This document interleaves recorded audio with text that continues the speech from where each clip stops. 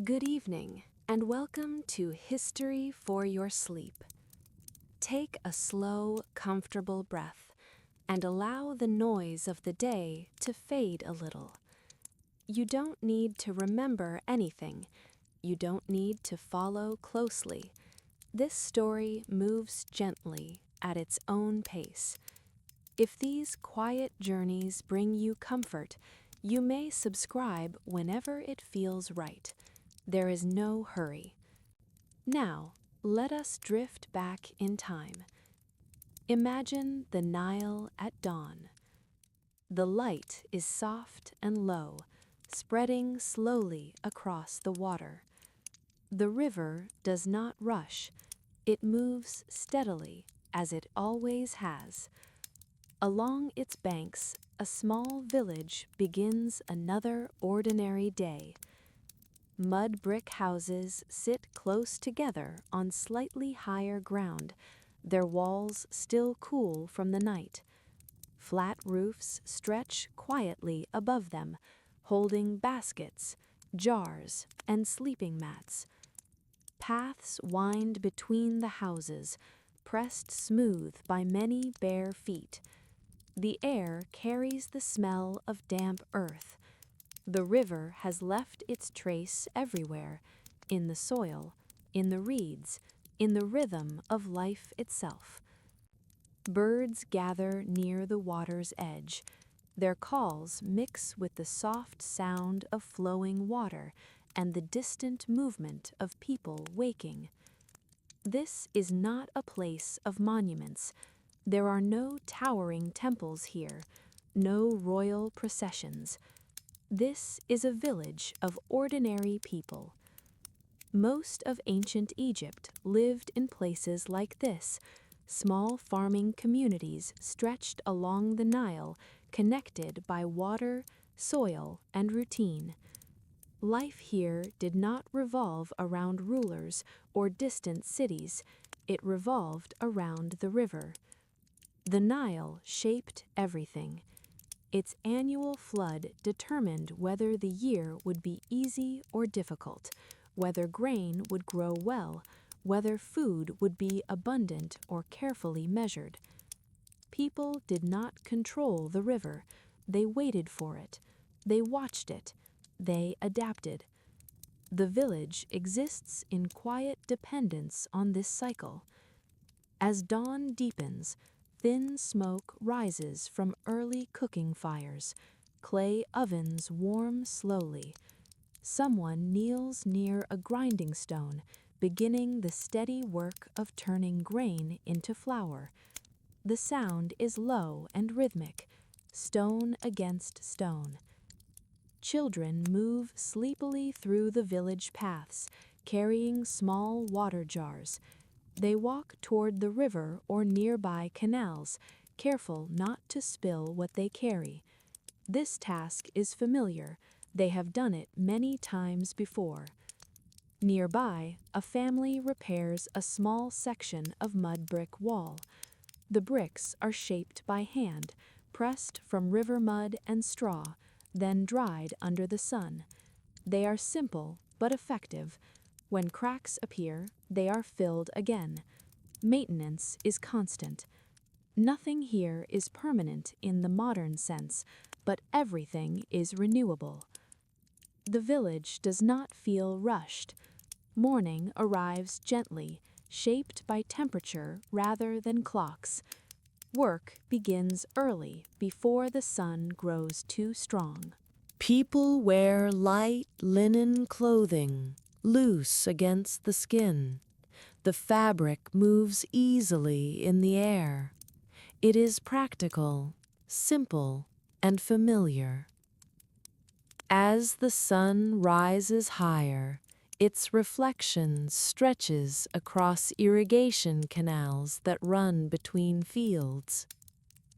These channels guide water where it is needed, extending the river's reach. Their banks are lined with reeds. Frogs and insects hide among them. Beyond the village, fields wait. Some are still dark and wet from the recent flood. Others are already drying, preparing to receive seed. The land changes slowly, visibly, over weeks and months. Everyone understands what this stage of the year means. They do not need to name it formally. The body knows when it is time to wait, when it is time to work. The Egyptian year is divided into 3 seasons: the season of flood, the season of growth, the season of harvest. But here, in the village, these are not abstract divisions. They are lived experiences. The flood brings water and fertile mud. It also brings uncertainty. Fields disappear beneath the river. Work pauses. When the water recedes, dark soil remains. This is the moment of hope. Planting begins.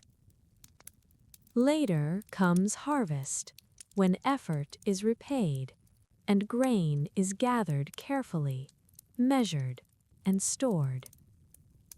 And then, once again, the waiting. This cycle repeats year after year. It shapes memory. It shapes expectation. Life here does not aim toward change. It aims toward balance. As morning continues, more movement appears. Men guide oxen slowly toward the fields. Wooden plows scrape lightly against soil. The tools are simple, but skillful hands make them effective. Women prepare dough, shaping it carefully before baking. Bread will be eaten today, as it was yesterday, and as it will be tomorrow. Beer ferments quietly in large clay jars nearby, thick and nourishing. Meals are not elaborate, they are steady. The village shrine stands at one edge of the settlement. It is small, simple, a place for offerings and quiet requests. Religion here is not distant or grand. It is woven into daily life. A gesture, a word, a habit.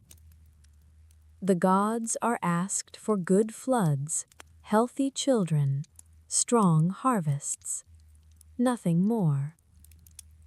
As the sun climbs, shadows shorten. Work continues, unhurried but persistent. This is how the year begins here. Not with ceremony, not with announcement, but with routine.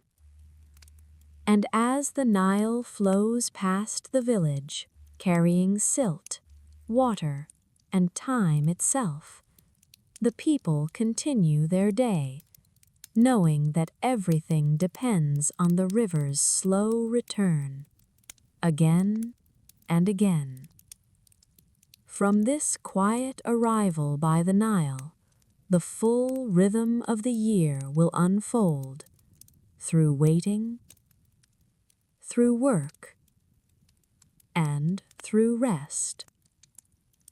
From this quiet arrival by the Nile, the rhythm of the year begins to reveal itself, not as a calendar on a wall, not as dates to remember, but as changes in water, soil, and daily work. For an ordinary village, the Nile was not only a river, it was a timetable. The villagers did not fight it. They did not try to force it into a fixed schedule. They watched. they waited, they adapted. The year in ancient Egypt was understood through 3 great seasons. Each one carried its own feeling, its own smell, its own kind of labor.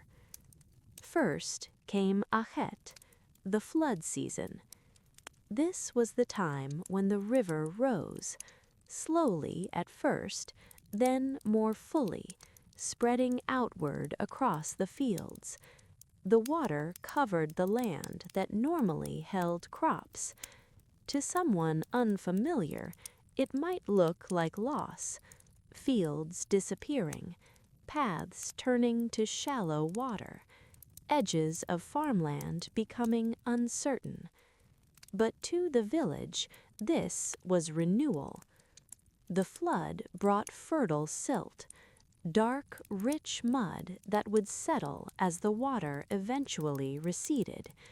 This was the foundation of farming life. Still, Achet was not only comfort, it carried uncertainty. If the flood was too low, fields would not be watered enough. If it was too high, homes and storage areas could be threatened. So people watched the river level closely, not with panic, with steady attention. During Achet, fieldwork paused, but life did not stop. The village shifted inward. Homes were repaired, mud brick walls were patched, roofs were checked, baskets were woven and rewoven, tools were maintained, wooden handles were smoothed, blades were checked, ropes were tightened. If boats were used locally, they were tended as well. Wood was inspected, fibers were replaced. This was a season of waiting, but not idleness. It was a season of preparation. As the floodwater lingered, daily routines continued. Water was fetched, grain was ground, bread was baked, beer fermented quietly in large jars. Children carried small tasks. They learned how to move carefully near water. They learned how the village shifted its rhythm when fields became unreachable. From this quiet arrival by the Nile, the rhythm of the year begins to reveal itself, not as a calendar on a wall, not as dates to remember, but as changes in water, soil, and daily work. For an ordinary village, the Nile was not only a river, it was a timetable. The villagers did not fight it. They did not try to force it into a fixed schedule. They watched. They waited. They adapted. The year in ancient Egypt was understood through 3 great seasons. Each one carried its own feeling, its own smell, its own kind of labor. First came Achet, the flood season. This was the time when the river rose, slowly at first, then more fully, spreading outward across the fields. The water covered the land that normally held crops. To someone unfamiliar, it might look like loss, fields disappearing, paths turning to shallow water, edges of farmland becoming uncertain. But to the village, this was renewal. The flood brought fertile silt, dark, rich mud that would settle as the water eventually receded. This was the foundation of farming life. Still, Achet was not only comfort, it carried uncertainty. If the flood was too low, fields would not be watered enough. If it was too high, homes and storage areas could be threatened. So people watched the river level closely, not with panic, with steady attention. During Achet, fieldwork paused, but life did not stop. The village shifted inward. Homes were repaired, mud brick walls were patched, roofs were checked, baskets were woven and rewoven, tools were maintained, wooden handles were smoothed, blades were checked, ropes were tightened. If boats were used locally, they were tended as well. Wood was inspected, fibers were replaced. This was a season of waiting, but not idleness. It was a season of preparation. As the floodwater lingered, daily routines continued. Water was fetched, grain was ground, bread was baked, beer fermented quietly in large jars. Children carried small tasks. They learned how to move carefully near water. They learned how the village shifted its rhythm when fields became unreachable. From the river and the turning of the seasons, the village itself takes form, not as a planned design and not as a fixed idea, but as something shaped slowly by need, habit, and land. The village sits on slightly higher ground, close enough to the Nile to depend on it, but far enough to survive its rise. This balance matters. Too close, and homes would be threatened by floodwater. Too far, and fields and water would become difficult to reach. So the village gathers where the land allows it. Mud brick houses cluster together, forming a compact settlement. There is little open space between them. Walls touch or nearly touch. Paths curve gently, following the easiest routes rather than straight lines. Nothing here is symmetrical. Nothing is decorative. The shape of the village is practical. Houses are built from materials taken directly from the environment. Mud mill, mixed with straw, is shaped into bricks and left to dry under the sun. These bricks hold warmth at night and keep interiors cooler during the day. The walls are thick. Openings are small. This protects against heat and wind. Roofs are flat, made from wood, wreaths, and packed earth. They are not only covers, they are living surfaces. At night, especially during warmer seasons, people sleep on rooftops. Mats are spread out. Bodies rest under open sky. The air moves more freely there. During the day, rooftops hold jars, baskets, and drying food. They are storage, workspace, and sleeping area all at once. Inside the houses, space is limited. Rooms are small and few. A single room may serve many purposes: sleeping, eating, working, storing tools. Furniture is minimal. There is no need for more. Clay jars line the walls. Baskets hang from wooden pegs. Tools are placed where they can be reached easily. Floors are hard-packed earth, smooth from years of use. Light enters through doorways and small openings. There are no glass windows. Brightness changes with the time of day. In the morning, sunlight reaches low into rooms.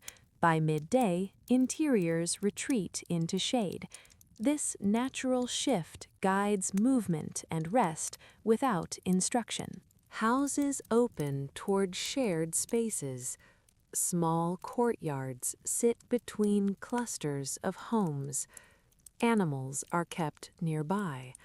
Goats, sheep, or chickens move quietly through the village. These shared spaces matter. They are where people meet without planning to, where tools are borrowed, where news travels. Children move freely through them. They know every path. The village is not divided by strict boundaries. Households are close. Extended families live near one another. Elders remain part of daily life. They sit in shade. They watch. They advise when needed. Their presence is quiet but constant. There are no streets in the modern sense, only paths worn smooth by feet. These paths lead outward to fields and inward to the heart of the settlement.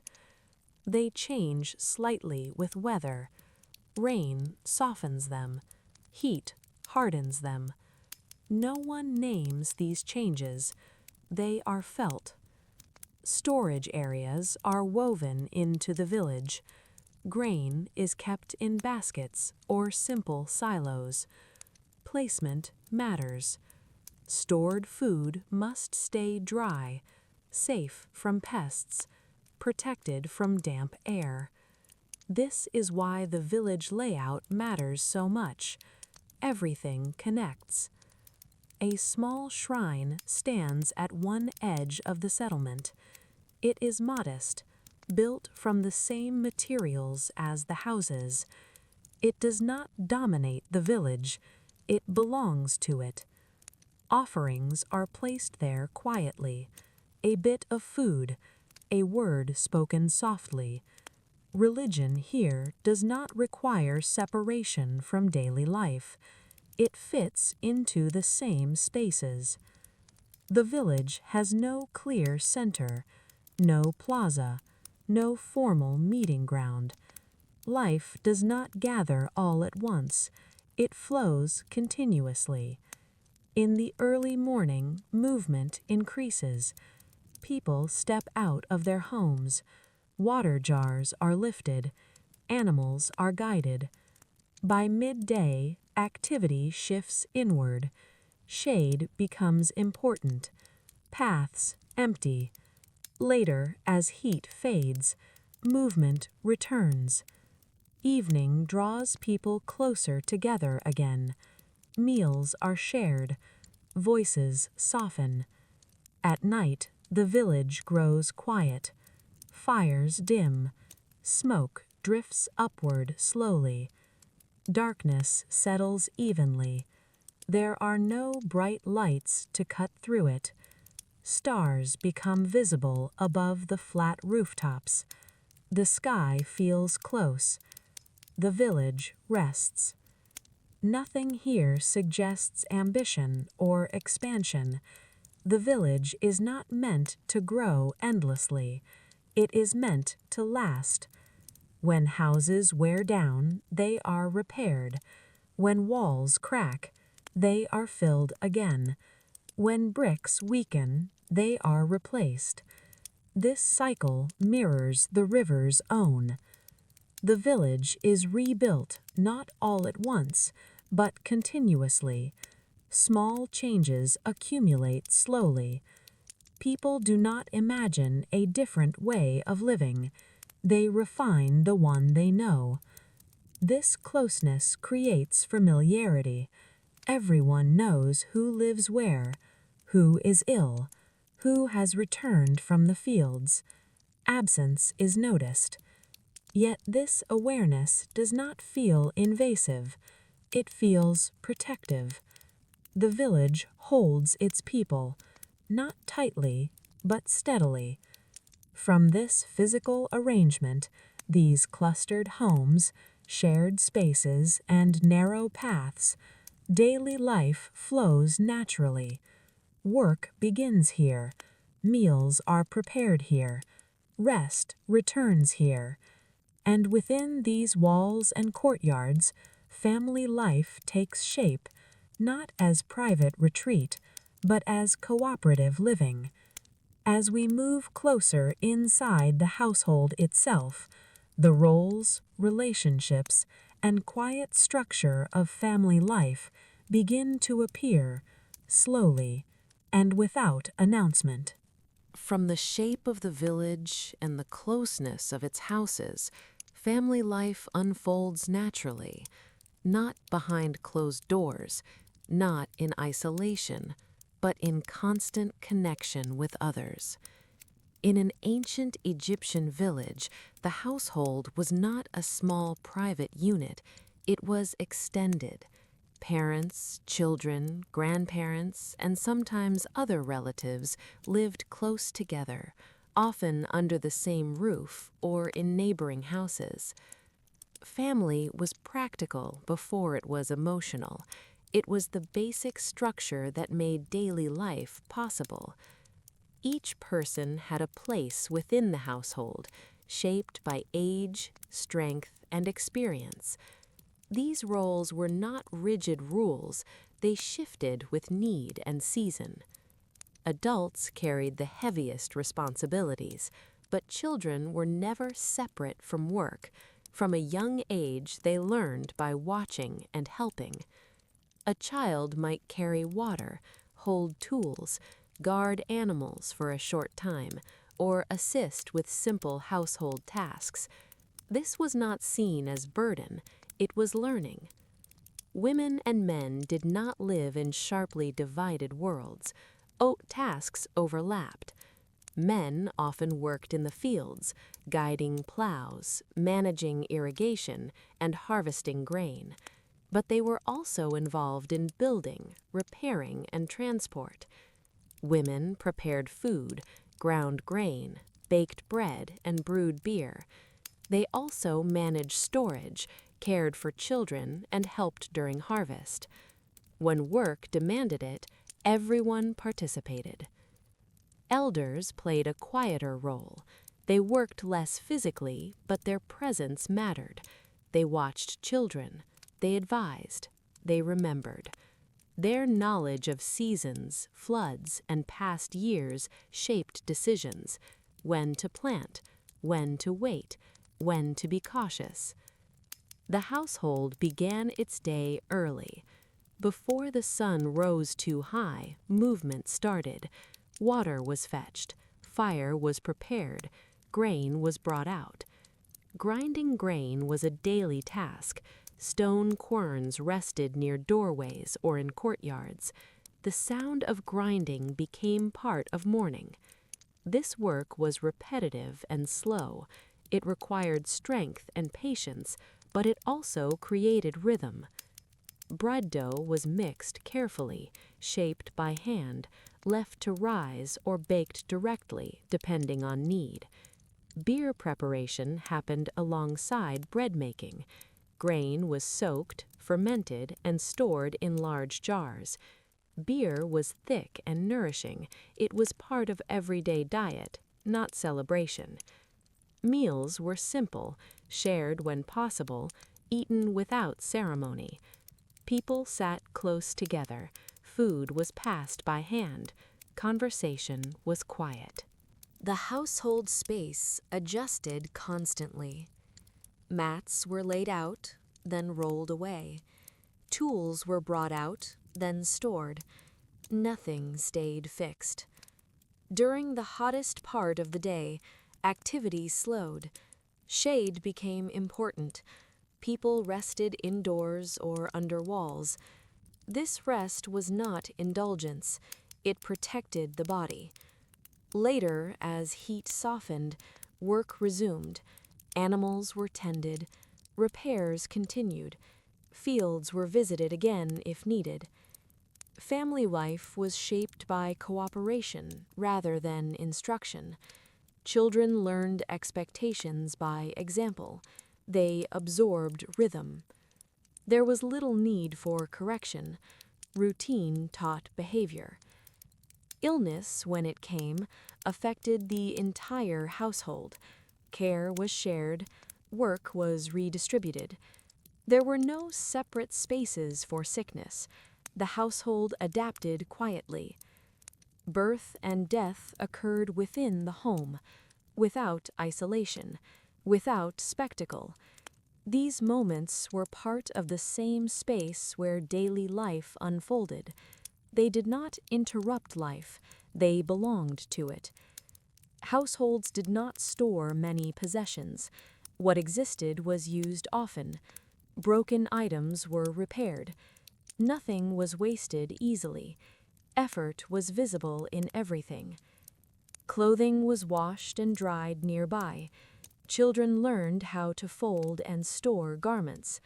Cleanliness mattered. The household also connected directly to the wider village. Doors remained open during much of the day. Movement passed through naturally. Neighbors entered without formality. News traveled through presence rather than announcement. This closeness meant privacy was limited, but familiarity was strong. People were known, seen. Conflicts existed, but they rarely became dramatic. They were managed through proximity and shared dependence. No household could function entirely alone. Fields were shared, water was shared, labor was shared during critical times. This created restraint. Disagreement had limits. As evening approached, families gathered again. Food was prepared one last time. The pace slowed. Children grew quiet. Elders settled. Light faded. Fire provided warmth and glow. Stories might be told, or silence held. Night did not arrive suddenly. It settled. Households adjusted. Mats were spread. Bodies rested. The day ended where it began, within the household. And from these family spaces, shaped by cooperation, repetition, and care, the rhythm of work emerged again each morning, guided not by command, but by habit. As dawn returned once more, the village stirred, and with it came the familiar preparation for labor, for fields, tools, animals, and the long hours before the sun climbed too high. As the first light returns to the village, morning does not arrive suddenly. It spreads slowly, touching walls, paths, and rooftops in quiet stages. This is the most important time of day. Before the sun grows strong, before the air becomes heavy, ordinary people begin their work. The village wakes not to sound, but to movement. Doors open softly, bare feet touch cool earth. The night's air still lingers, gentle and brief. Water comes first. Men, women, and children carry jars toward the river or nearby canals. The walk is familiar. The weight of the jar is known. Water is drawn carefully, not wasted. Each drop matters. This water will be used for cooking, washing, and mixing dough. It is lifted, carried, and set down with care. Back at the household, fire is prepared. Small cooking fires are lit using reeds, straw, or dried plant matter. Flames are controlled. Nothing is rushed. Grain is brought out. Grinding begins. Stone querns sit low to the ground. Hands move rhythmically, pressing grain between stone surfaces. The sound is steady, circular, almost calming. This task is done daily. There is no shortcut. Flour collects slowly, enough for bread, enough for the day. Nearby, dough is mixed. Water is added. Hands shape it gently. Bread will be baked in clay ovens or on heated surfaces. The smell begins to rise early, warm, familiar. Beer preparation continues quietly. Large jars hold fermenting grain. The process is ongoing, overlapping days. Nothing here is prepared in haste. Morning allows time for careful repetition. As food preparation continues, others turn toward the fields. Tools are gathered. Wooden plows are checked. Ropes are adjusted. Oxen are guided forward calmly. They move without urgency. They know the path. The fields wait in silence. Depending on the season, the work differs. During Perit, soil is ready. During Shemu, grain stands tall. Morning work avoids the worst of the heat. This timing is essential. The sun rises quickly now. Shadows shorten. Work in the fields begins early. Plowing lines are shallow and steady. Seed is sown by hand. There is no shouting, no command. Movement follows habit. Children follow adults where they can. They carry small tools. They watch closely. Learning happens without instruction. As the sun climbs higher, the air changes. Heat settles into the land. This is the moment when pace adjusts. Work does not stop entirely, but it slows. People move toward shade, trees, walls, shelters built for this purpose. Rest is part of work. Bodies sit. Breathing steadies. Food is eaten simply. Bread, beer, nothing elaborate. This midday pause protects strength. It allows the body to continue later.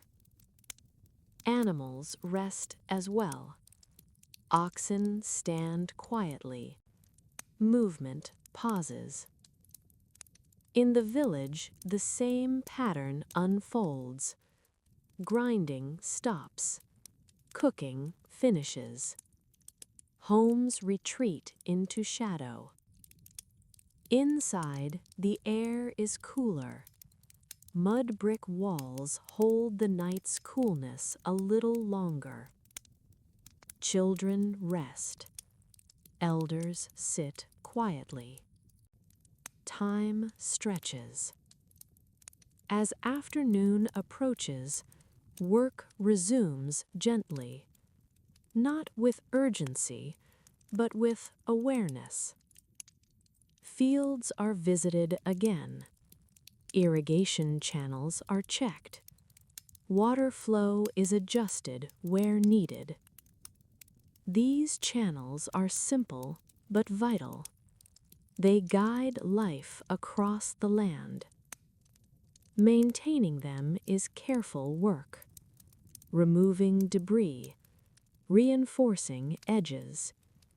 Even small adjustments matter. As the heat begins to soften, activity increases again. Movement becomes easier. This daily rhythm, early effort, midday rest, afternoon return, repeats itself almost unchanged. No one questions it. It protects the body. It protects the work. Morning routines are not about efficiency alone. They are about survival. The village does not imagine a different way of organizing time. This way works. As evening approaches, the work of the day draws toward completion. Tools are cleaned. Animals are guided back.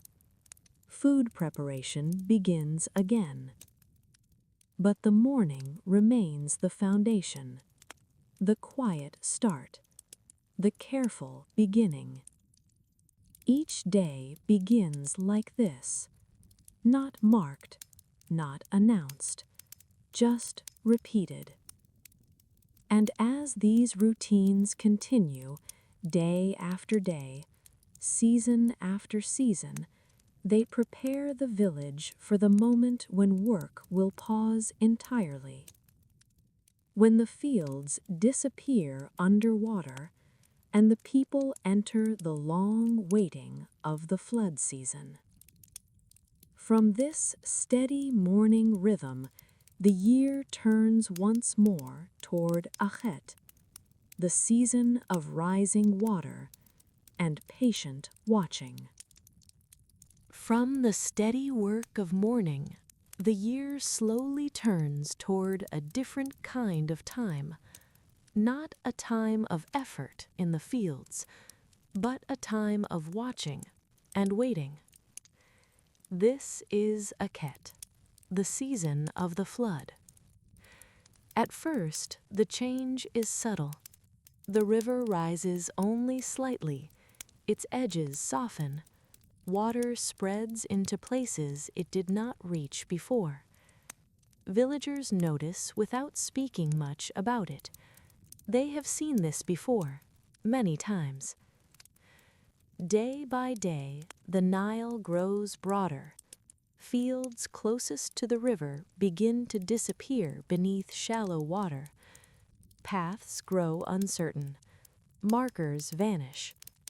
Soon the land that held crops only weeks before is fully covered. Farming pauses. This pause is expected. It does not feel like interruption. It feels like transition. During Akhet, the village turns inward. Attention moves away from fields and toward home. Houses are checked carefully. Mud brick walls are inspected for cracks. Any weakness is repaired early before water or damp air can cause damage. Fresh mud is mixed with straw. Bricks are reshaped. Walls are smoothed by hand. Roofs are examined. Reeds are adjusted. Loose materials are secured. Nothing dramatic happens, just many small actions. Tools that were used daily now rest.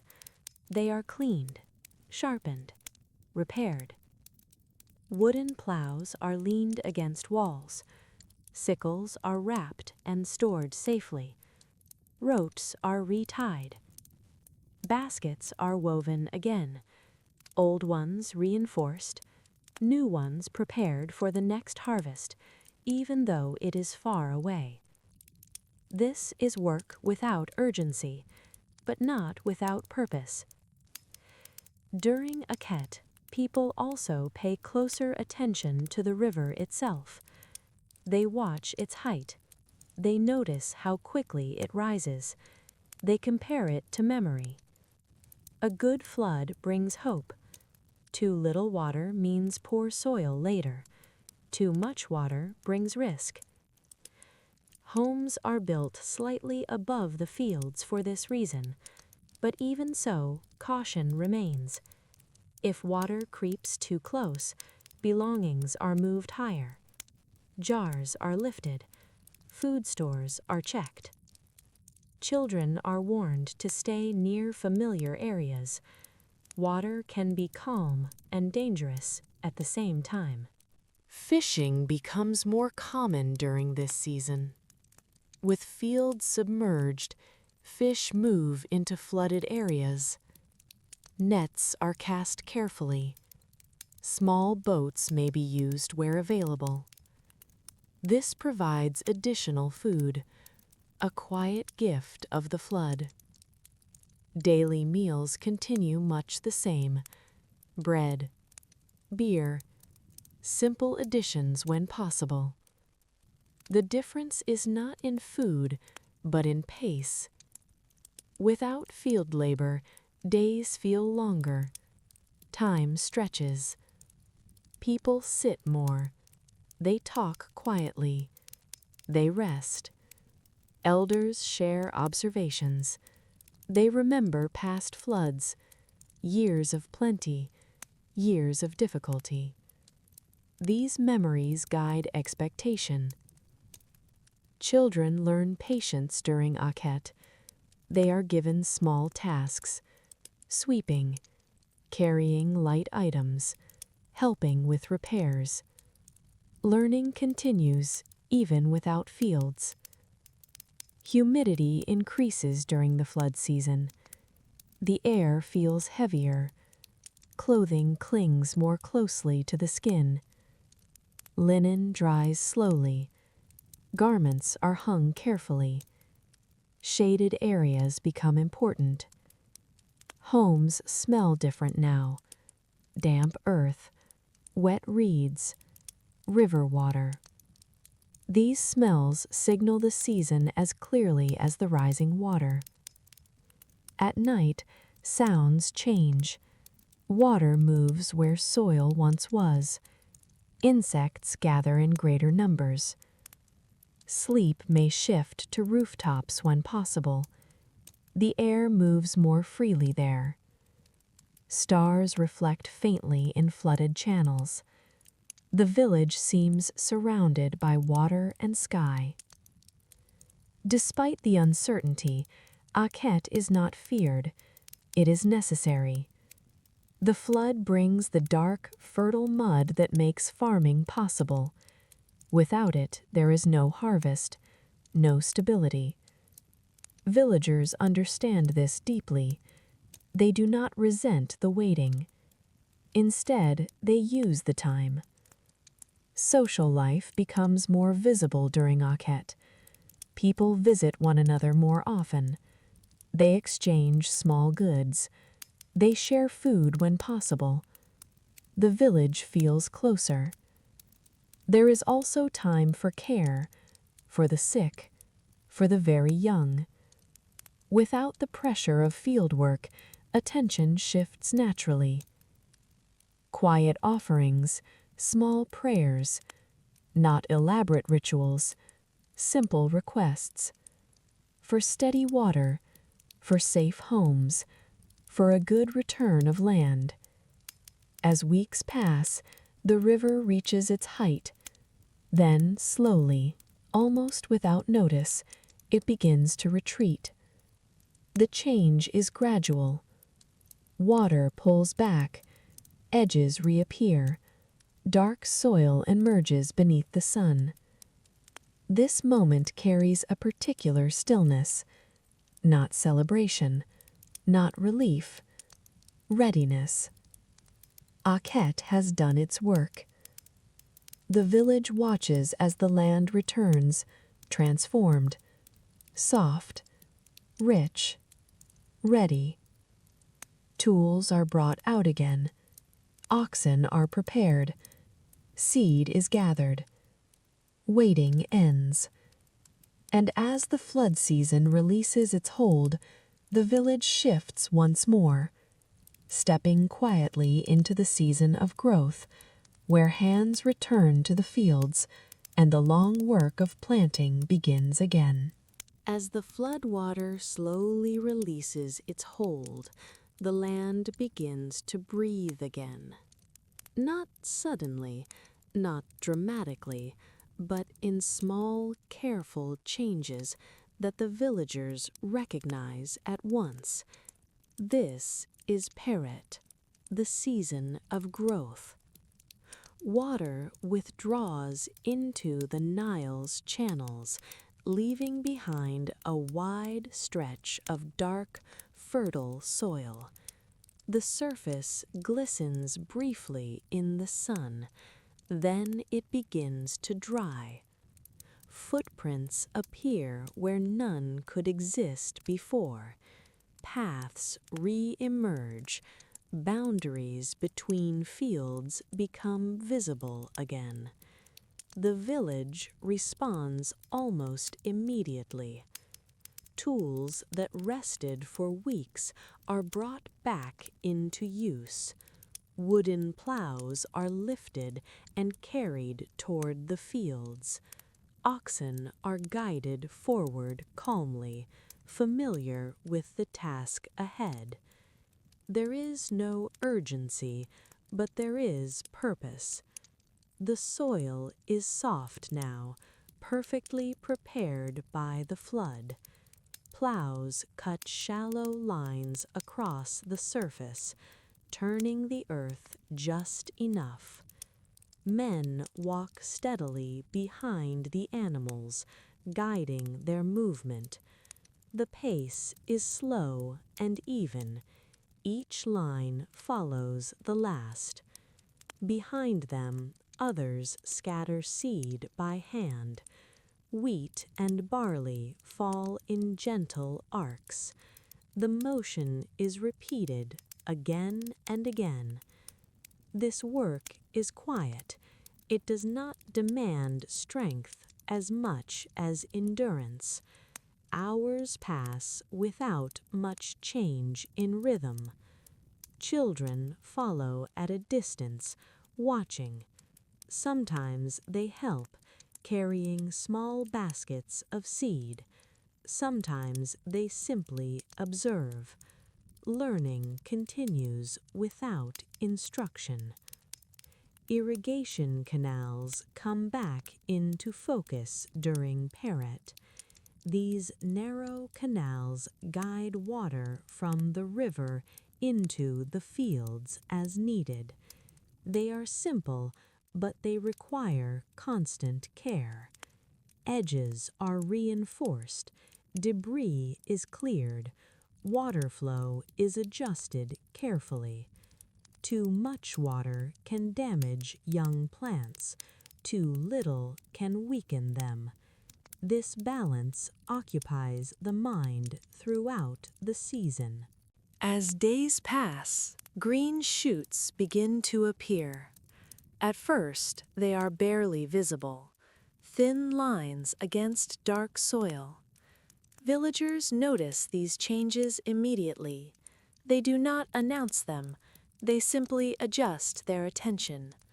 Fields are checked regularly, not with anxiety, with care. Peret stretches over weeks and months. There is no single moment that defines it. Growth happens quietly. Daily work continues alongside field care. Household routines remain steady. Grinding grain, baking bread, repairing tools. The difference is that attention now extends outward again. The sun grows warmer as Peret advances. Midday heat returns gradually. The familiar pattern of early work and midday rest resumes fully. People rest in shade when the sun is strongest. Walls, trees, temporary shelters near the fields. Animals are given water, movement slows. This pause is essential. Without it, strength would fade too quickly. In the afternoon, work resumes. Irrigation channels are checked again. Plants are inspected for damage. Birds become more active now, drawn to new growth. Children help scare them away, waving arms or making small sounds. Nothing elaborate, just presence. As crops grow taller, the fields begin to change color, from dark soil to soft green, then gradually deeper. This change marks time more clearly than any calendar. Peret is a season of patience. Once seeds are sown, much is left to the land, to weather, to water. People can guide, but they cannot force. This understanding shapes attitude. Worry does not help. Attention does. Evenings during Peret are calm. Work ends earlier as heat lingers. Families gather. Meals remain simple. Bread and beer anchor the table. Vegetables appear when available. Conversation is quiet. Bodies are tired in a steady way. At night, the village rests. The land rests too. As weeks pass, the fields fill with life. Grain thickens. Heads begin to form. Harvest is still some distance away, but its shape becomes visible. People begin to prepare mentally. Tools are checked again. Storage areas are inspected. Parrot moves toward its end without signaling it clearly. One day looks much like the next. And then, almost without notice, the air changes again. Dryness increases, heat shifts. The land firms beneath the feet. Grain stands ready. The season of growth releases its hold. Shemu approaches, and with it comes the most demanding work of the year, the gathering of what the land has quietly produced. As Parrot settles fully into the land, growth becomes steady and visible. The fields no longer feel fragile, they feel alive. Grain stands higher now, moving gently when the wind passes. The soil beneath has firmed, holding moisture without sinking underfoot. Paths between fields are clear again, pressed smooth by daily movement. This is the heart of the growing season.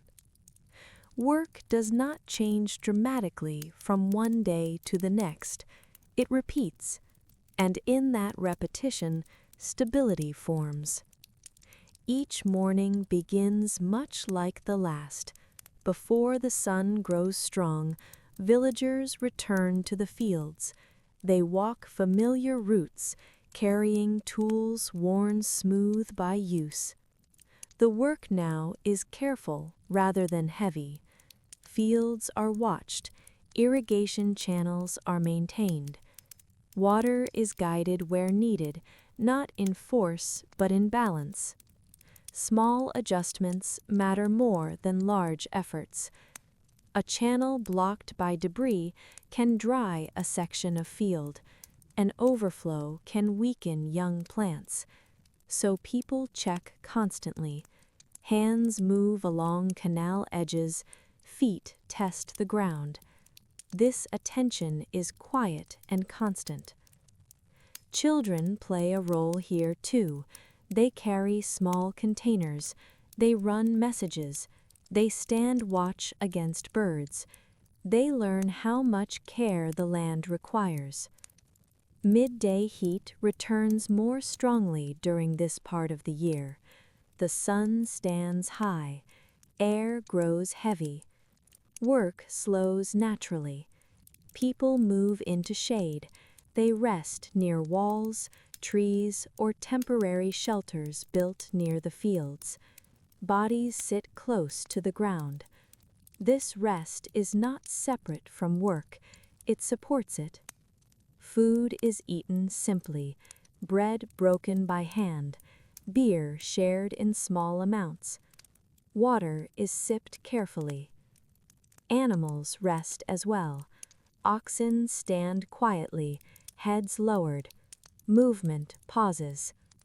In the village, similar patterns unfold. Grinding stops, cooking finishes early. Homes retreat into shadow. Mud brick walls hold coolness longer than open land. Inside, the air feels calmer. As afternoon advances, the heat begins to soften. Work resumes gently. Fields are walked again. Plants are checked. Irrigation channels are adjusted once more. This repeated attention continues day after day. Nothing dramatic marks progress. Growth is slow, but certain. The growing season teaches restraint. Once seeds are planted, patience matters more than effort. Villagers understand this deeply. They do not try to interfere unnecessarily. They respond when needed, then step back. This balance shapes behavior beyond farming. It encourages steadiness in all things. Even household tasks follow this rhythm.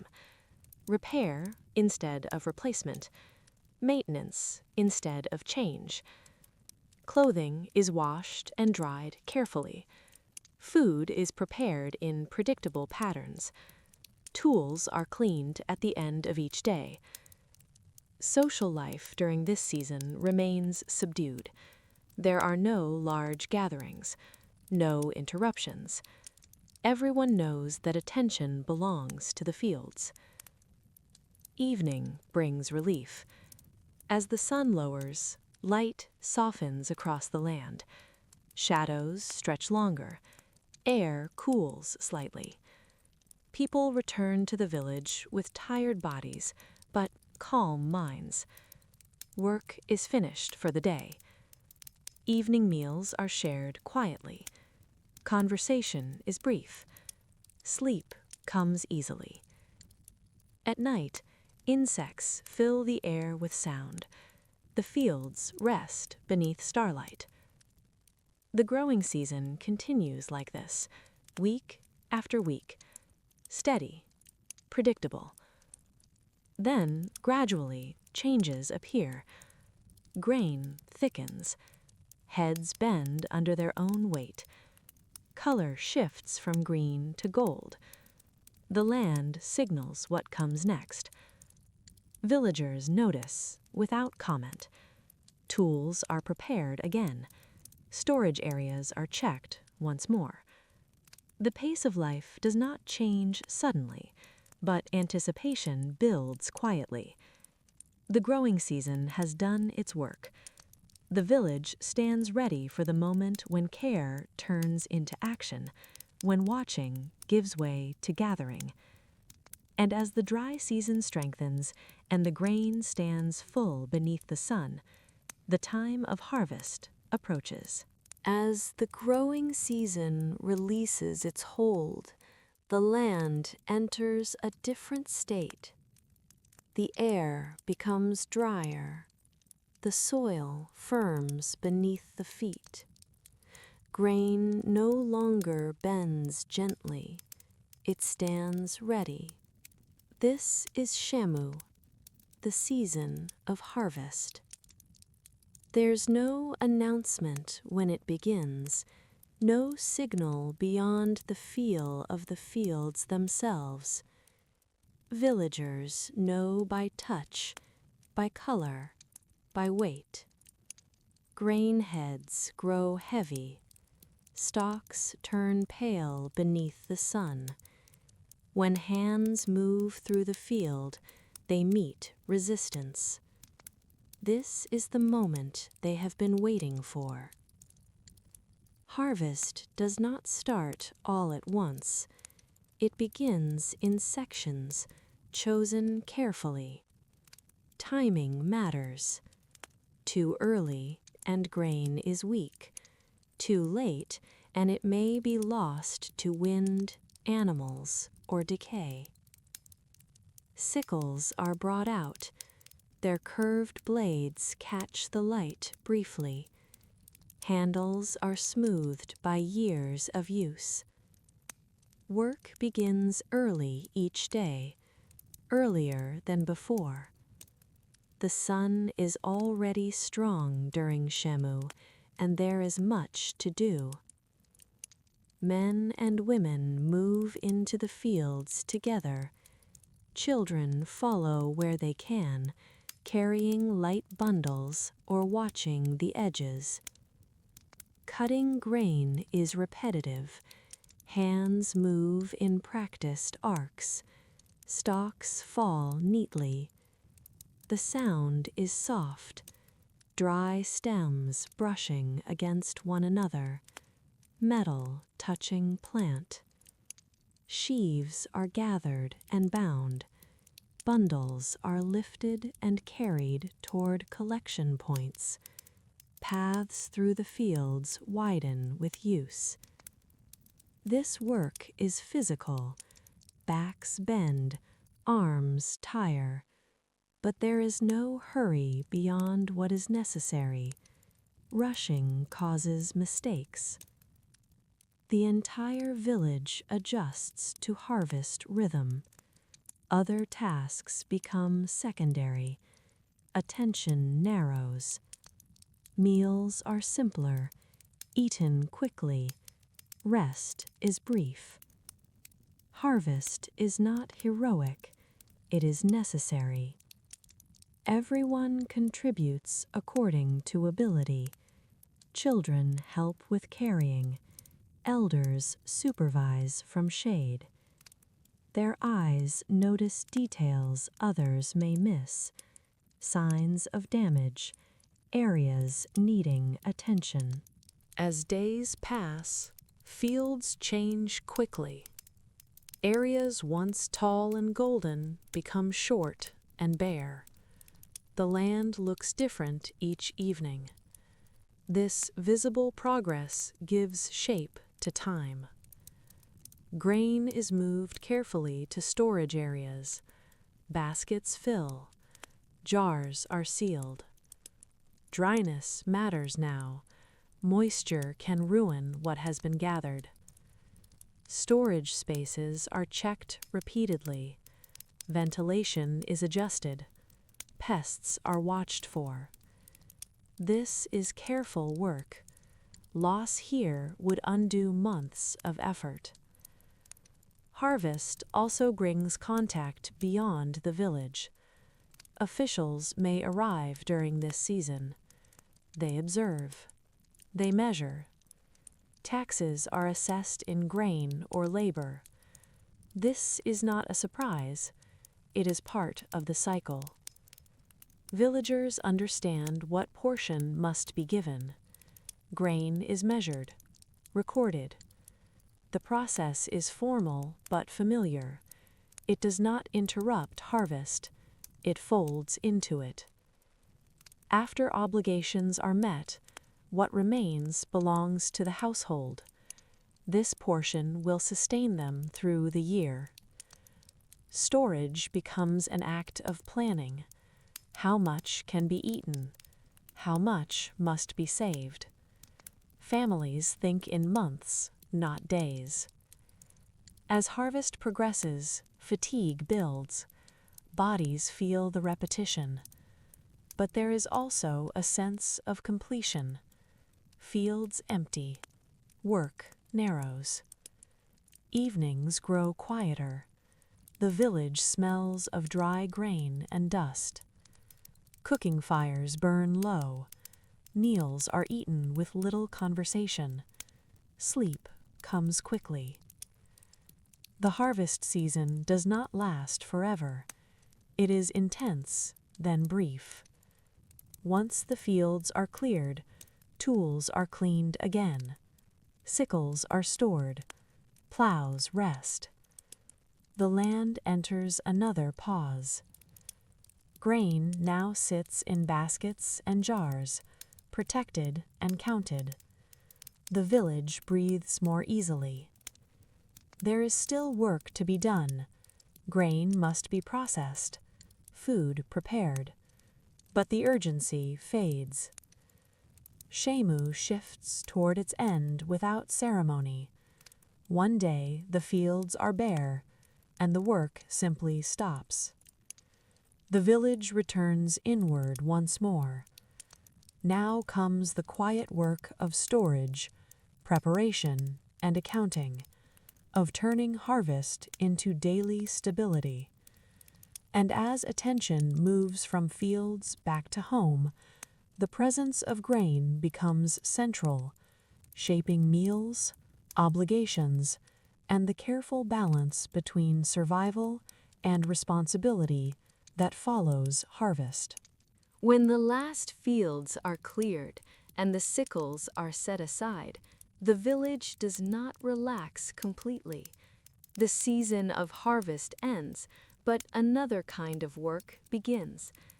Grain now becomes the center of attention. What has been gathered must be protected, measured, and planned for.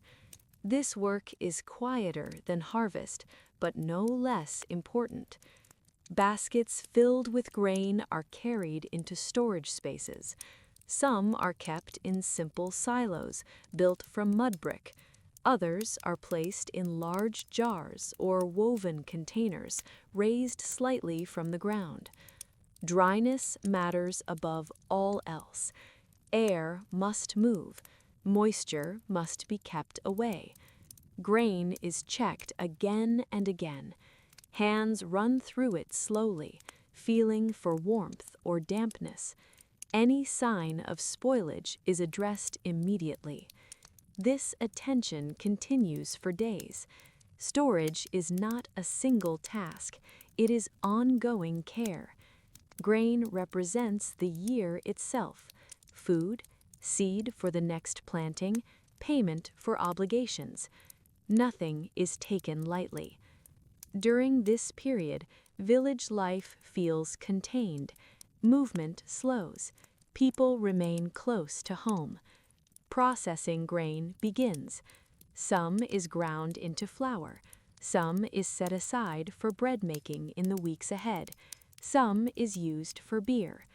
The familiar sounds return: stone grinding against stone, dough being shaped, jars being sealed. Meals stabilize again. Bread and beer anchor each day. There is relief in this repetition. Food is present. The most uncertain work is finished. But harvest is not complete until obligations are met. Taxes are part of village life. They are not occasional demands. They arrive with regularity. Officials appear quietly, often during or just after harvest. They do not come with ceremony. They come to measure. Grain is assessed carefully. Volumes are checked. Portions are calculated. Villagers stand nearby, watching. This moment carries tension, but not surprise. Everyone knows what is expected. Payment may be made in grain or in labor. Some households give more grain. Others contribute work. This system ties the village to a wider structure beyond itself. The village is not isolated. It exists within layers of responsibility. Once taxes are settled, the remaining grain belongs to the households. This division shapes the year ahead. Families plan carefully. How much can be eaten freely? How much must be saved? Seed grain is separated and protected first. Without it, the next cycle cannot begin. Children are taught to respect stored grain. Spilling is corrected gently but firmly. Waste is discouraged. Grain stores are visited often, not with fear, with awareness. During this time, the village regains a quieter rhythm. There is no need to rush into fields at dawn. Days stretch more evenly. Work shifts toward maintenance. Tools are repaired again. Homes are checked. Walls are reinforced where needed. Cracks filled. Surfaces smoothed. This is also a time of accounting beyond grain. Households consider clothing, bedding, fuel. What must be repaired before the next season? What can wait? The presence of stored food changes the atmosphere of the village. Anxiety eases slightly. Conversation softens. Evenings grow calmer. People sit together longer. They talk quietly, or simply rest. The pressure of survival does not disappear, but it becomes manageable. Children play more freely now. Fields are empty and safe. Paths are dry. Elders observe with quiet satisfaction. Another cycle has held. This period between harvest and flood is not dramatic. It does not stand out in memory, but it is essential. It is the moment when effort becomes security. As weeks pass, grain stores settle. Movement around them becomes habitual. The village resumes its steady balance. And from this stability, daily life continues, shaped by food prepared again and again, by simple meals shared without ceremony, and by the quiet understanding that nourishment not abundance, sustains ordinary people.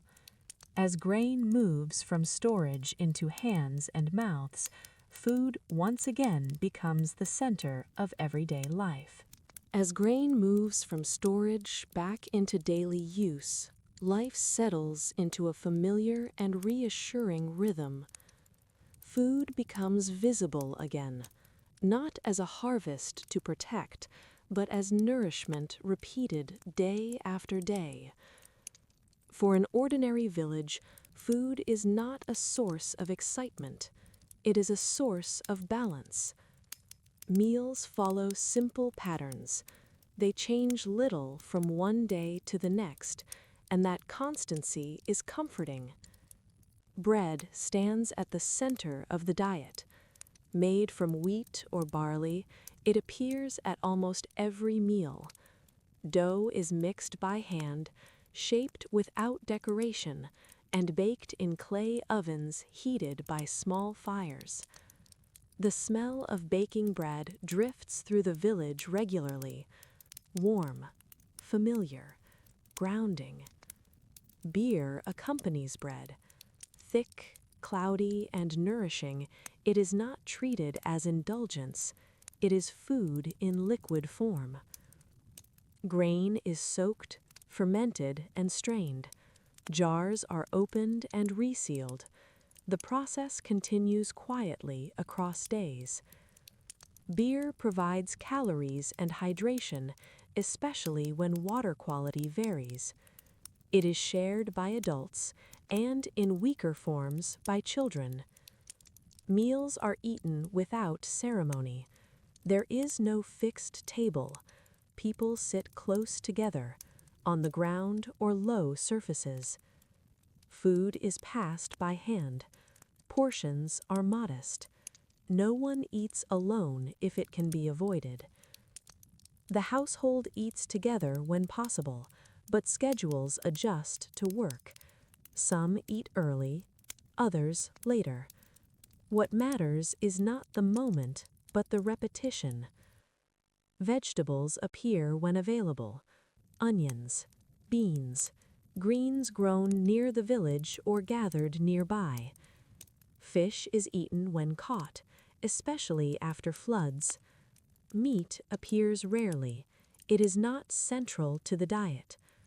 Food is valued, but not celebrated. Nothing is wasted easily. Bread that grows hard is softened in liquid. Leftovers are reused.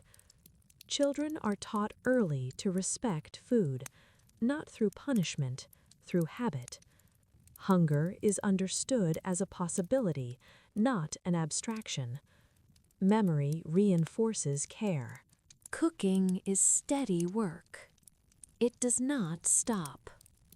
Each day, someone grinds grain, someone shapes dough, someone tends the fire. This repetition shapes time. The sound of grinding marks morning. The smell of baking marks the day. Cooking areas are simple. Clay ovens sit near homes. Fires are small and controlled. Fuel is gathered carefully. Dried plant matter, reeds, animal waste. Nothing is burned without thought. Cooking preparation also shapes social rhythm. People speak while working. News travels quietly. There is no separation between labor and conversation. During cooler evenings, meals last longer. In hotter periods, they are brief. The body guides behavior more than custom. Illness changes eating patterns. Food becomes softer. Beer diluted. Care is practical and immediate. Festive meals exist, but they are rare and understated. A slightly larger portion, an extra ingredient. They do not interrupt daily rhythm. They sit within it. Food also reflects the seasons. After harvest, bread is plentiful. Later, portions are measured more carefully. This adjustment is gradual. It does not feel like deprivation. It feels normal. Grain storage ensures continuity, not abundance. The goal is to reach the next flood, the next planting. Food planning extends across months, not days. The village does not imagine a future of surplus. It imagines a future of enough. Children grow accustomed to this rhythm. They learn what hunger feels like.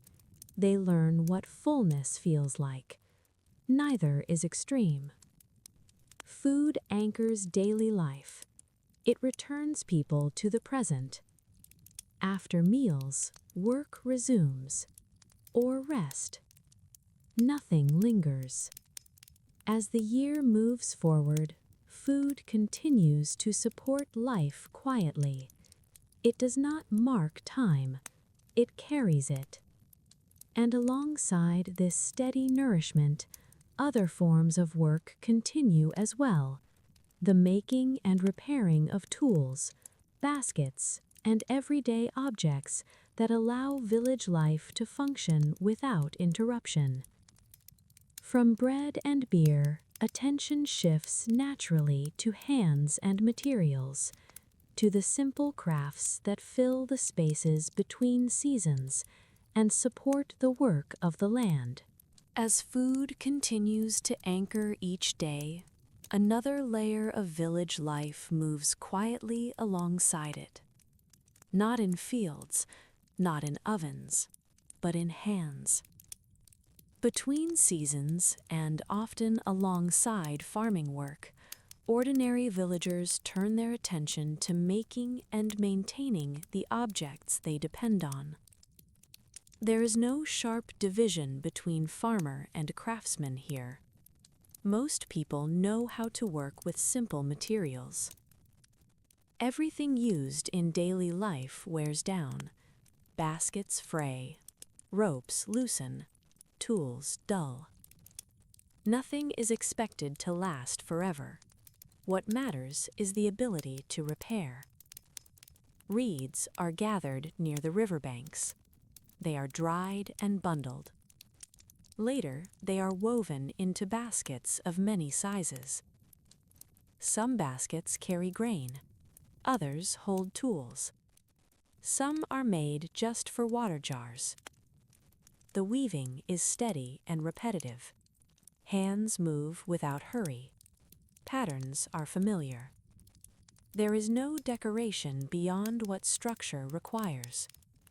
Strength matters more than appearance. Rope is made in much the same way. Plant fibers are twisted together slowly. Tension is tested by hand. These ropes tie bundles, guide animals, and secure loads. When one breaks, another is made. Clay is shaped as well. Pottery is simple. Jars, bowls, storage vessels. Clay is gathered locally, mixed and shaped by hand. Firing is done carefully, often in open or simple kilns. Pottery cracks eventually. When it does, it is replaced. Wooden tools receive constant attention. Plow parts are smoothed, handles tightened. Sickles are checked even after harvest. Edges are cleaned. Rust is removed. This work happens near homes, in courtyards, under shade. Children watch closely. Sometimes they help. They learn how materials behave.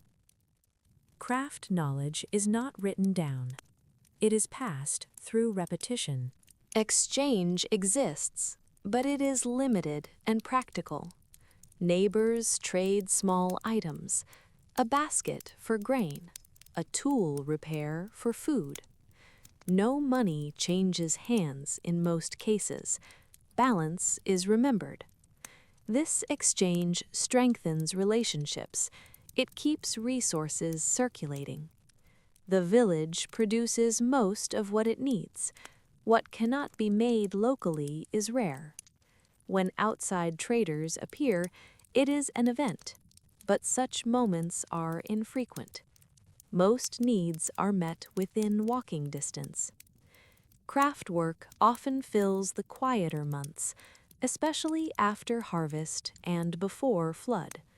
It gives structure to time when fieldwork slows. Evenings are well suited to this work. Light from fires or lamps is enough. Hands know what to do. Conversation flows easily during these tasks, or silence is shared. Both are comfortable. Crafting does not elevate anyone above others. Skill is respected, but not celebrated. Everyone contributes something. This quiet productivity ensures continuity. It allows farming, cooking, and storage to function without interruption. Nothing here seeks growth or innovation. The goal is reliability. Tools that worked last year are made to work again. Methods are trusted because they are known. Change is unnecessary. As days pass, objects move from hand to hand. A basket appears under a roof. A rope secures a load. A jar holds water. Each item carries traces of labor, but no signature. The maker does not matter as much as the function. This practical approach shapes mindset. People do not seek novelty, they seek sufficiency. And as tools are set down at the end of the day and materials are gathered for tomorrow's use, attention shifts again toward belief, habit, and the quiet ways people try to protect what they cannot fully control. Beyond work and food, beyond fields and hands, there is another presence in village life, not dramatic, not distant, but close and familiar. Belief. Belief in the village does not arrive with ceremony. It does not separate itself from work, or food, or rest. It lives quietly among them. For ordinary people, religion is not something visited on special days. It is something carried through daily life, in small gestures and habits that ask for balance rather than miracles.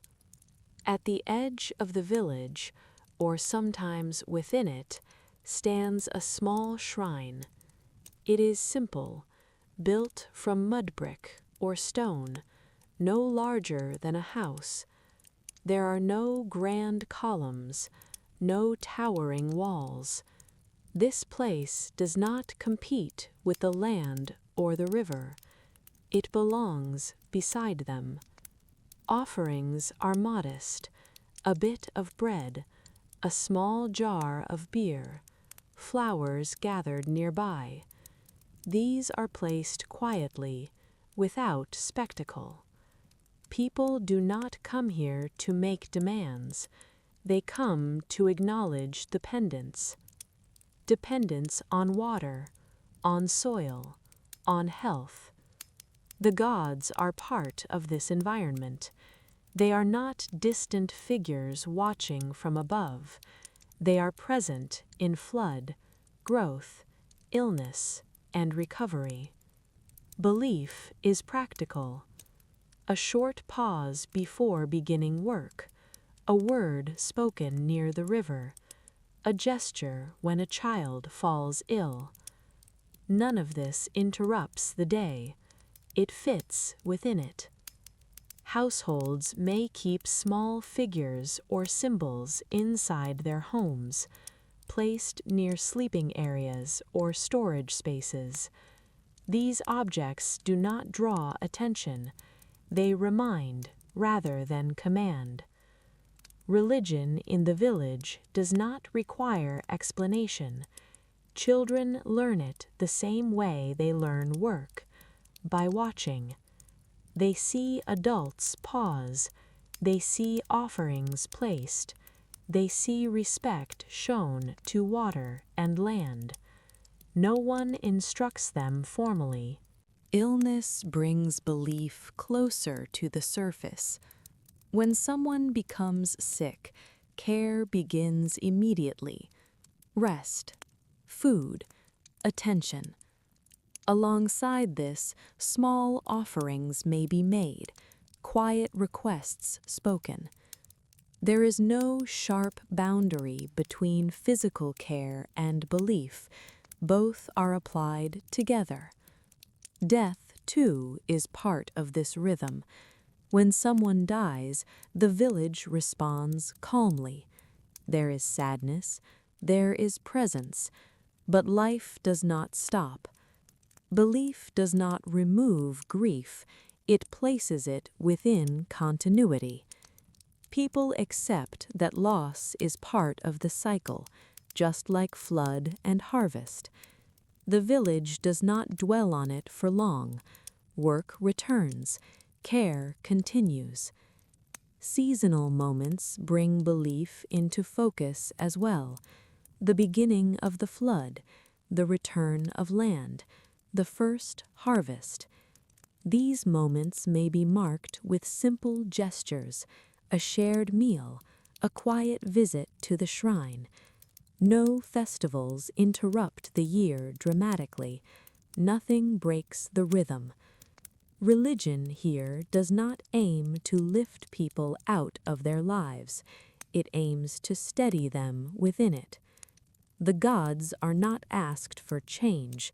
They are asked for continuation. Good water, good soil, healthy children. Enough. Belief also shapes how people think about time. The year is not random, it is ordered. Flood follows drought. Growth follows flood. Harvest follows growth. This order feels meaningful. It reassures.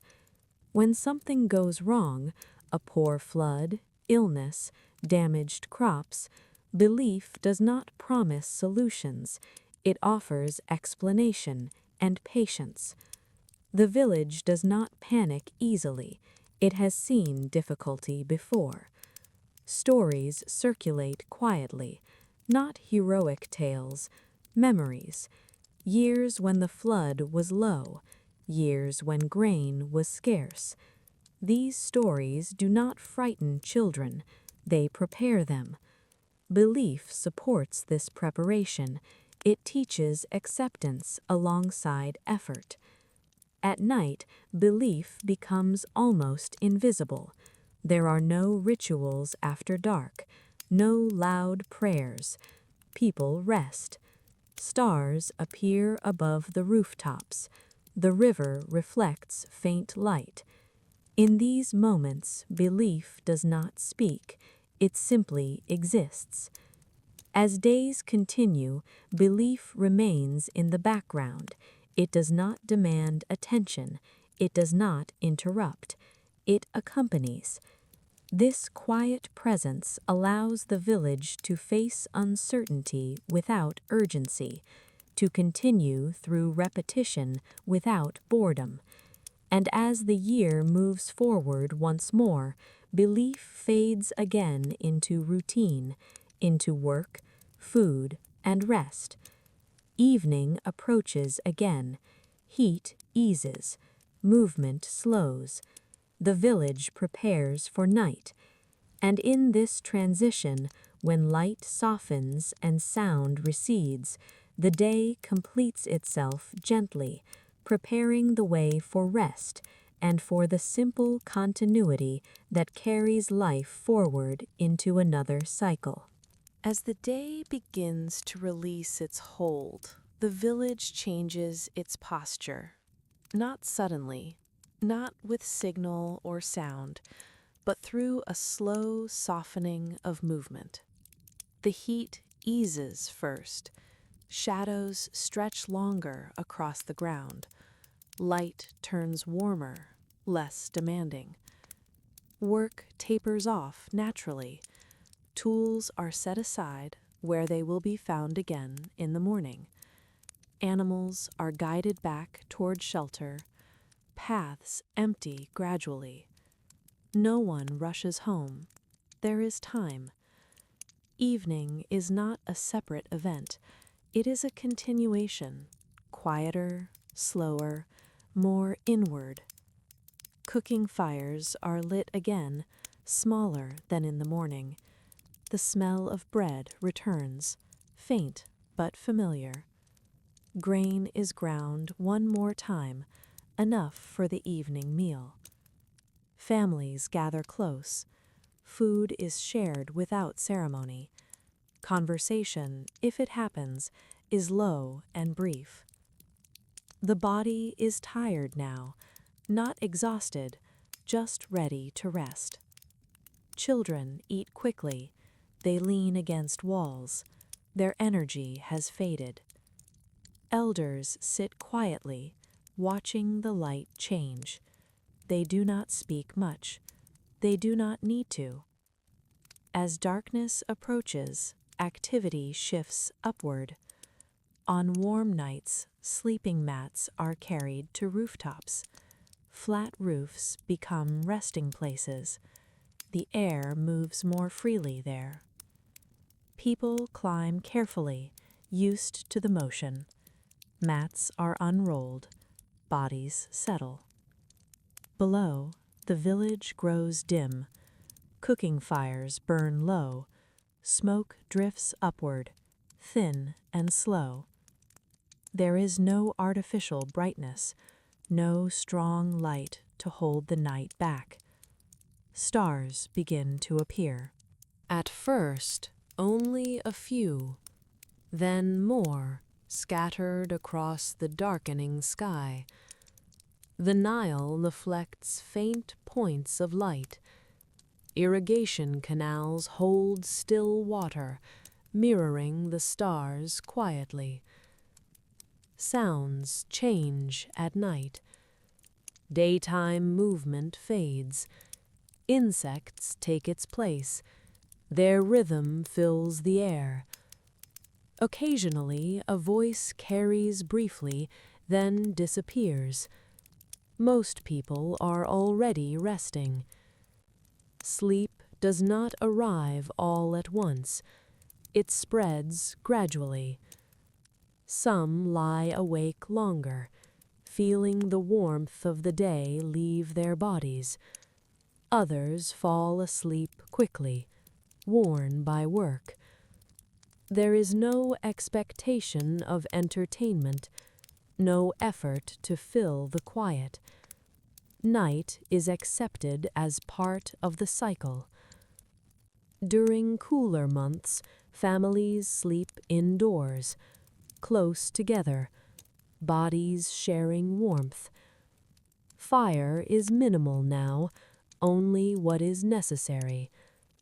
Darkness is complete. It is not feared. The village trusts the night. There are no guards, no patrols, only familiarity. Everyone knows where they are. Illness, if present, is tended quietly. A body is checked, water offered, rest encouraged. Night does not separate care from routine. Dreams come and go without comment. They are not interpreted. They pass like weather. The stars move slowly across the sky. Time continues without needing attention. Eventually, even insects soften their sound. The air cools further. The village rests fully now. In this stillness, nothing feels finished. Nothing feels concluded. The day has not ended. It has simply folded into night. and night itself is only another part of the cycle, preparing the body, the land, and the village for the return of light. Soon dawn will come again. The river will still be there. The fields will wait. Another ordinary day will begin, much like the one before it. And through this quiet return of rest, the year moves gently toward its completion, not as an ending, but as a pause before the cycle begins once more. As night settles fully over the village, nothing feels finished. There is no sense of conclusion, only continuity. The rooftops grow quiet. Breathing slows. Bodies rest where they have rested many times before. Below, the village holds its shape in darkness. Mud brick walls release the day's warmth slowly. Paths lie still, waiting for footsteps that will come again with dawn. The Nile continues to move. Even at night, even unseen, the river flows as it always has. It does not pause for sleep. It does not change its course for anyone. Its presence is constant, steady, unremarkable, and because of that, dependable. For the people of this village, life is not a story with a beginning and an end. It is a pattern. Days are not counted individually.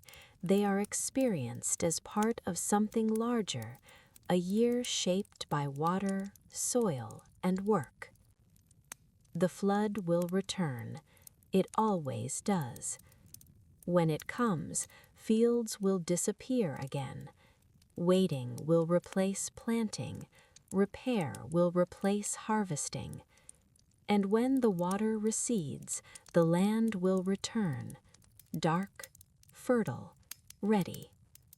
Seeds will be scattered by hand. Oxen will pull wooden plows. Children will follow, watching and learning without instruction. Grain will grow slowly, almost unnoticed at first. Then it will thicken, bend under its own weight, and once again, hands will lift sickles and begin the careful work of harvest. This cycle does not promise ease. Some years will be better than others. Floods may be low, harvests smaller. Illness will come, tools will break, walls will crack. But the village does not imagine escape from this pattern. It imagines endurance within it.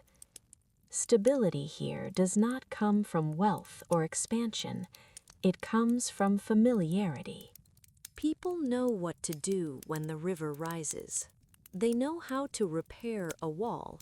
They know how to stretch grain across months.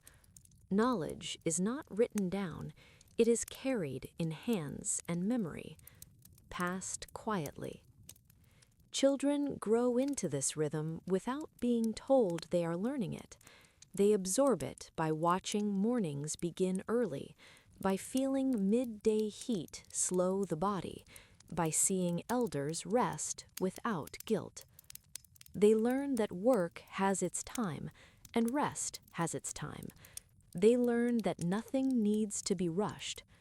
Belief supports this understanding, but does not dominate it. The gods are present, but not dramatic.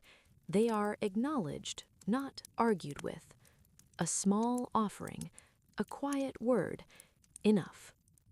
Religion does not promise change. It promises order. Food remains simple, bread, beer, whatever the land allows. Meals are not remembered individually, they blend together. What matters is that they continue. Crafts wear down and are remade. Baskets fray and are rewoven. Ropes loosen and are retied. Nothing is wasted easily. Nothing is made for display. Objects exist to be used, then repaired, then used again. Time here is not measured in years past, it is measured in cycles completed. Another flood survived, another harvest stored, another season endured. Old age arrives quietly, not as a separation from life, but as a slowing within it. Elders remain present, they sit in shade, they observe. Their value lies not in action, but in memory. They remember when the flood came late, when grain ran low, when repairs took longer. These memories do not create fear, they create preparedness. Nothing surprises the village completely. It has seen variations before. This familiarity softens uncertainty. From the outside, such a life might appear limited, repetitive, unchanging, but from within, it is complete. There is no constant pressure to become something else, no demand to move faster, no need to leave. Meaning is not searched for, it is embedded, in the way water is lifted from the river, in the sound of grain grinding at dawn, in the shared silence after a long day's work. Even rest is not escape, it is preparation. Sleep does not end the day, it carries it forward. And so, as the stars continue their slow movement across the sky, and the Nile flows on without pause, the village rests, not because life has stopped, but because it will continue. Tomorrow will resemble today, and today resembled yesterday.